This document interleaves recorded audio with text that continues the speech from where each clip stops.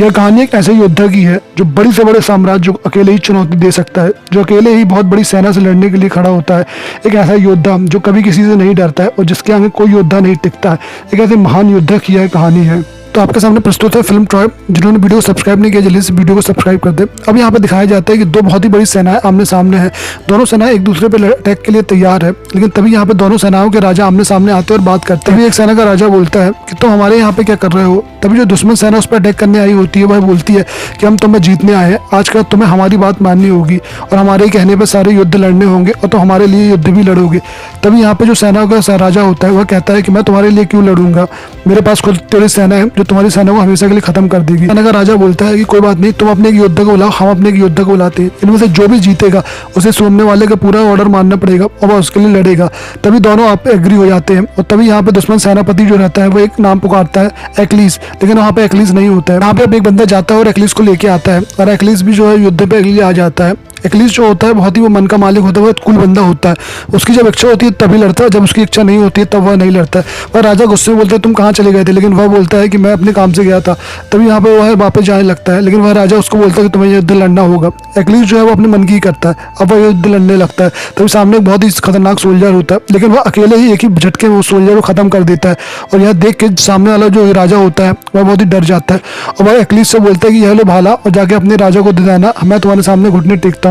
तो वहाँ पे एक्लीस बोलते हैं कि मेरा कोई राजा आजा नहीं है और वह यहाँ से चला जाता है। सीन चेंज होते हैं और दिखाया जाता है ट्रॉय किंगडम को। ट्रॉय किंगडम भी बहुत ही शक्तिशाली होता है, उसका भी एक राजा होता है और राजा के दो बेटे होते हैं। बड़ा बेटा होता है हेक्टर और छोटा बेटा होता है पेरिस। ट्रॉय की जो है एक दूसरे किंगडम के साथ बहुत लड़ाई चल रही होती है और अब वह सुलह करना चाहते हैं और सुलह करने के लिए जो है ट्रॉय के दोनों बेटे उस राजा के पास जाते हैं। उस राजा के पास जब ये जाते हैं तो राजा जो है उनका बहुत सम्मान करता है, इन्हें खाने पीने के लिए देता है, इन्हें बहुत ही अच्छा सम्मान देता है इन्हें। अब यहाँ पे दोनों राज्य के लोग बात कर रहे होते हैं। तभी जो पेरिस की नज़र है राजा की रानी पे जाती है और रानी जो होती है बहुत ही खूबसूरत होती है। उसका नाम होता है हेलन। हेलन को देखते ही पेरिस का दिल जो है वो धड़कने लगता है और उसे उससे प्यार हो जाता है और वह चुपचाप उस रानी को भी अपने साथ ले आता है। अब यह नदी पे जा रहे होते हैं, तभी जहाज पे बोलता है अपने भाई से कि मैं रानी को ले आया हूँ। हेक्टर को इस बारे में कुछ नहीं पता होता है। जैसे ही हेक्टर को यह पता चलता है तो बहुत ही गुस्सा होता है। वह उससे कहता है कि अब भी हम सुलह करके आए हैं और तुमने एक नई लड़ाई को शुरू कर दिया है। अगर हम रानी को नहीं देंगे तो वह किंगडम पे हम पे फिर अटैक करेगा और वापस लड़ाई ये फिर शुरू हो जाएगी। लेकिन तभी पेरिस बोलता है कि अगर आप इसको छोड़ के आओगे तो मैं भी आपके साथ जाऊंगा और मैं भी वहीं रहूंगा। दूसरी ओर दिखाया जाता है कि उस राजा को भी पता चल गया कि उसकी रानी चली गई और वह बहुत ही गुस्सा होता है कि वो बोलता है कि यह कैसा समझौता होगा, इनने तो हमारी इज्जत पे ही हाथ डाल दिया। अब वहीं पे यह अपने भाई के पास जाता है। भाई जो होता है वो एक्लीस का राजा होता है और वह उससे बोलता है कि इन्होंने हमारी इज्जत पे हाथ डाला है, हमें सबक सिखाना ही होगा। और उसका भाई भी यही चाहता था क्योंकि वह भी जो है ट्रॉय पे बहुत सालों से हमला करने की सोच रहा था और अब उसे मौका मिल गया। वह बोलता है कि हम यहाँ चलेंगे। तभी उनका एक सलाहकार बोलता है कि हमें एक्लीस को ले जाना पड़ेगा, लेकिन वो उनका राजा बोलता है कि एक्लीस बहुत ही घमंडी है, वह अपने मन की करता है, वो हमारे साथ नहीं चलेगा। सलाहकार बोलता है कि उसके बिना हम यह युद्ध नहीं जीत पाएंगे और हमें उसे ले जाना ही पड़ेगा। तभी राजा एक बंदे को भेजता है एक्लीस से बात करने के लिए। तभी वहाँ पे वह बंदा आकर उससे मिलता है, उसको बोलता है युद्ध में चलने के लिए, लेकिन वो साफ मना कर देता है। लेकिन तभी उसका दोस्त उससे बोलता है कि यार ये युद्ध कोई मामूली युद्ध नहीं है, बहुत ही बड़ा युद्ध होता है। अब एक्लीस जो अपनी माँ के पास जाता है उसकी माँ से बोलता है, बात आता है उसको सब। उसकी माँ बोलती है कि बेटा तुम चाहते हो तुम्हारा नाम सदियों तक रहे तो तुम्हें इस युद्ध में जाना चाहिए क्योंकि ये युद्ध जो अब तक का सबसे बड़ा युद्ध होगा। और एक्लीस मान जाता है और वह इस युद्ध के लिए चला जाता है। वहीं पर दूसरी दिखाया जाता है जो ट्रॉय के राजा होते हैं वह दोनों अपने यहाँ पे आ जाते हैं और वहाँ पे आने के बाद उनका बहुत स्वागत होता है और उस रानी का भी स्वागत होता है जो उसको लेके आया हो। तभी हेक्टर जो है अपने पिता के पास जाता है और उनसे कहता है कि पिता अब हमें इनको लड़की को तो ले आए, लेकिन इसके बाद बहुत ही बड़ा युद्ध होगा क्योंकि इसका जो राजा है वह नहीं मानेगा और बहुत बड़ी फौज लेके हम पे अटैक करेगा।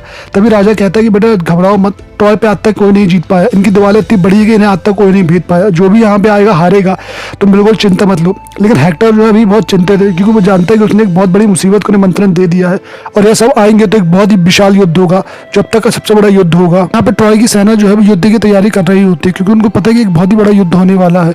वहीं पर एक्लीस और एक्लीस के राजा और भी आ रहे होते हैं, समुद्र के रास्ते से आ रहे होते हैं। समुद्र में बहुत सारी जहाजें इनकी होती है और इन जहाजों के आगे जो होती है वो एक्लीस की जहाज होती है। एक्लीस की जहाज को देख के राजा बोलते हैं अब क्यों आ गया, इसने तो युद्ध के लिए मारने से मना कर दिया था। तभी यहाँ पे एक्लीस की जहाज पहले नीचे उतरती है, वो उन सभी लोगों को मार देती है जो वहाँ पे खड़े होते हैं और उस जगह को भी लूट लेती है और उन सबको लूट के अपना सामान अंदर ले जाते हैं वो लोग। तभी यहाँ पे एक्लीस का राजा बोलता है कि हमेशा ऐसा ही होता है, यही आगे हो जाता है और सबको इसको ही वाहवाही करते हैं, हमारी तो कोई इज्जत ही नहीं है। अब यहाँ पे यह पूरी सेनाएं जो है नीचे उतरती है, अपना पूरा सामान उतारती है, यहाँ पे सब जगह टेंट वगैरह लगाती है। तभी वहाँ पे एक टेंट में एक लड़की होती है जो इन्होंने मंदिर से लूटी होती है, उसके पास जो है एक्लिस जाता है, उससे बातें करता है। अब यहाँ पे एक्लिस जो है उस लड़की से बात कर ही रहा होता है तो वो समझ जाता है कि यह जो हेक्टर की कजन है और यह बहुत ही शाही खानदान से, वो इसके साथ इज्जत से पेश आता है, इसके साथ कोई बदतमीजी नहीं करता है।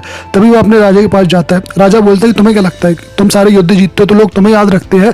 नहीं, लोग मुझे ही याद रखेंगे क्योंकि यह राज्य मेरा है और मैं ही इस राजा का राजा हूँ, इसलिए लोग मुझे ही याद रखेंगे, तुम्हें कोई याद नहीं रखेगा। और वैसे भी तुम तो लुटेरे हो, तुमने सामान लूट लिया। तब एक्लिस बोलते हैं कोई बात नहीं, जो मैंने लूटा है वो सब तुम मेरे तरफ से तोहफा रख लो। तभी उसका राजा कहता है उसकी कोई जरूरत नहीं है क्योंकि मैंने अपना तोहफा पहले ही रख लिया है। और वह उस लड़की को बुलाता है, उस लड़की को बहुत ही बेदर्दी से लेके आता है। और यह देख के जो है एक्लिस को बहुत गुस्सा आता है। वह सबसे बोलता है कि इसे छोड़ दो, और गुस्से में बोलता है कि इसको छोड़ दो, अगर तुमने इसको नहीं छोड़ा तो मैं तुम सबको मार दूंगा। तभी यहाँ पे लड़की गुस्से में बोलती है कि रहने दो, मेरे कारण कोई और कुछ मत करो और ना ही आपस में मरो। तो यह सुन के एक्लिस जो चुप हो जाता है और वह वहां से चला जाता है। अब जहाँ दिखाया जाता है कि एक्लिस जो है चुपचाप जाके एक जगह बैठा होता है। तभी उसके सिपाही आते हैं, बोलते हैं कि हमें युद्ध के लिए चलना चाहिए। एक्लिस बोलता है कि रहने दो, हमको युद्ध के लिए नहीं जा रहे, और वह और उसके सैनिक युद्ध के लिए नहीं जाते हैं। अब दो विशाल सेनाएं आमने सामने होती हैं, ये दोनों बहुत ही ताकतवर और बहुत ही बड़ी सेनाएं होती हैं। तभी यहाँ पे दोनों राजाएं आमने सामने आते और बात करते हैं। जो एक्लिस का राजा का भाई होता है वह बोलता है कि तुम्हारे छोटे भाई ने मेरी बीवी को लेके आया है, इसलिए यह लड़ाई हम दोनों के बीच होने दो। हम में से जो भी जीतेगा उनमें से उसको सामने वाले की बात माननी होगी, और जो जीत जाएगा और जो हार जाएगा इसका फैसला हम दोनों के आपस में ही लड़ाई में होगा। यहाँ पे एक्लिस का राजा बोलता है कि यार तुम ये कैसी बातें कर रहे हो, हमें तो इनके राज्य पे कब्जा करना है। लेकिन उसका भाई उससे बोलते कोई बात नहीं, मैं इसके भाई को खत्म कर दूंगा और मैं तुम इस पर आक्रमण कर देना। अब दोनों के बीच घमासान लड़ाई होती है। लेकिन यहाँ पे जो होता है हेक्टर का भाई कमजोर पड़ जाता है और वो हारने ही वाला होता है। लेकिन जैसे ही वो हारने वाला होता है तो हेक्टर आ जाता है। हेक्टर जो होता है उस राजा को मार देता है और यह देख के दोनों सेनाओं के बीच लड़ाई होती है। यहाँ पे लेकिन एक्लिस नहीं आया और ना ही एक्लिस की सेना आई है, इसलिए एक्लिस की जो राजा होती है उसकी ताकत बहुत कम हो जाती है और वह हारने लगते हैं और वहां से भाग जाते हैं। अब इनके सैनिक बहुत घायल होते हैं, इसलिए वहां सब पीछे हटना पड़ता है। और यहाँ पे जो होता है एक्लिस के राजा की सेना अभी हार चुकी होती है। यहाँ पर हेक्टर की कजन होती है, वो उसके साथ यहाँ बहुत से सैनिक बदतमीजी कर रहे होते हैं। तभी यह देख के एक्लिस को बहुत गुस्सा आता है और वह उनके पास आता है, उसको बचाता है और उन सैनिकों को भी मार देता है। अब वह जो है उस लड़की को लेके अपने रूम में आ जाता है, अपने खेमे में आ जाता है। अब यहाँ पे एक्लिस और वह लड़की सो रही होती है। तभी रात होती है, तो लेकिन रात में वह लड़की उठती है और एक्लिस को मारने ही वाली होती है। और एक्लिस कहता है कि तुम मुझे मार दो। तभी वह लड़की कहती है अगर मैंने तुम्हें नहीं मारा तो तुम कल फिर उठ के मेरे सैनिकों को मारोगे। और एक्लिस बोलता है कि हाँ ये बात सच है। लेकिन वह लड़की उसको नहीं मारती, दोनों के बीच एक संबंध बन जाता है। दूसरी ओर टॉय के जो राजा होते हैं वह बोलते हैं कि हम उन पर रात में अटैक करेंगे, लेकिन हेक्टर इसके लिए मना कर देते, कहते हैं ये बहुत गलत है यार, हम रात में अटैक नहीं कर सकते, ये रूल के खिलाफ है। लेकिन टॉय के राजा नहीं मानते और उन पर रात पे ही अटैक कर देते। अब वह रात पे उन सब पे अटैक करने के लिए भगते हैं और उनके सैनिक जो होते हैं वह उन पर सब में मारने लगते हैं। तभी वहाँ पे एक एक करके एक्लिस की सेना जो है हारने लगती है। तभी वहाँ पे एक्लिस का एक रिश्तेदार होता है जो बिल्कुल एक्लिस की तरह दिखता है। वह एक्लिस से बोलता है मैं लड़ाई में शामिल होना चाहिए। एक्लिस नहीं जाता है, वह एक्लिस के कवच और कपड़े पहन के खुद ही चला जाता है। उसको देख के सारी सेनाओं में उत्साह हो जाता है, सबको लगता है कि एक्लिस आ गया। अब वह आगे जाते हैं और सब सेना उसके पीछे आती है, वह एक एक करके सबको मारने लगती है। लेकिन तभी वहाँ पे हेक्टर जो होता है वह एक्लिस के रिश्तेदार को मार देता है और जब वह उसका मुकुट निकालता है तब वह देखता है कि यह जो है वो एक्लिस नहीं है बल्कि एक्लिस का रिश्तेदार है। अब यह बात एक्लिस को पता चलती है और जब यह बात एक्लिस को पता चलती है तो यह बात सुन के बहुत ही गुस्सा होता है। अब अपने भाई का अंतिम संस्कार करता है और अंतिम संस्कार करने के बाद वह अकेले ही अगले दिन जो है उस राजा के पास जाता है और ट्रॉय की जो दीवार है उसके पास खड़ा होता है और उनको चिल्लाता है कि हेक्टर तुम बाहर आओ, मुझे तुमसे लड़ना है, अगर तुम बाहर नहीं आए तो मैं अंदर आ जाऊंगा। तभी वहाँ पे हेक्टर बाहर आता है और वह उससे लड़ता है। यहाँ पे दोनों ही बहुत अच्छे सोल्जर होते हैं, दोनों काफी देर तक लड़ते हैं। हेक्टर जो है बहुत ही ताकतवर सोल्जर होता है पर बहुत देर तक लड़ता रहता है, लेकिन आखिरी में जो है एक्लिस हेक्टर को मार देता है। हेक्टर को मारने के बाद वह उसकी लाश को अपने साथ घसीटते हुए ले आता है और लाके अपने खेमे में रख लेता है। तभी यहाँ पे रात में उसका पिता आता है, हेक्टर के पिता बोलता है, तभी हेक्टर का पिता आता है और बोलता है कि मैं तुम्हारे हाथ जोड़ता हूँ, तुम मेरे बेटे की लाश दे दो ताकि मैं उसका अंतिम संस्कार अच्छे से कर सकूँ। हेक्टर जो होता है वह खत्म हो चुका होता है, कम से कम मैं उसका अंतिम संस्कार तो अच्छे से कर लूँ। एक्लिस मान जाता है, उसको दे देता है। एक्लिस कहता है कि आप बहुत अच्छे राजा हो, मैं 13 दिन तक आपको शोक मनाने का मौका दूंगा और 13वें दिन के बाद मैं अटैक करूंगा। अब यहाँ से वह उसको लेकर चले जाते हैं और हेक्टर का अंतिम संस्कार कर देते हैं। तभी 13 दिन तक वह इंतजार करते हैं। अब 13 दिन के बाद जो है उनकी सेना वापस आती है। ट्रॉय की सेना देखती है कि यहाँ पे जो है ना एक्लिस है ना ही एक्लिस के कोई सैनिक है, तो उनको लगता है कि यहाँ पे यह सब डर के भाग गए हैं। और क्योंकि यहाँ पे बहुत से सैनिक मरे भी डले होते हैं तो उनको लगता है कोई बीमारी थी जिसके कारण वह मर के चले गए।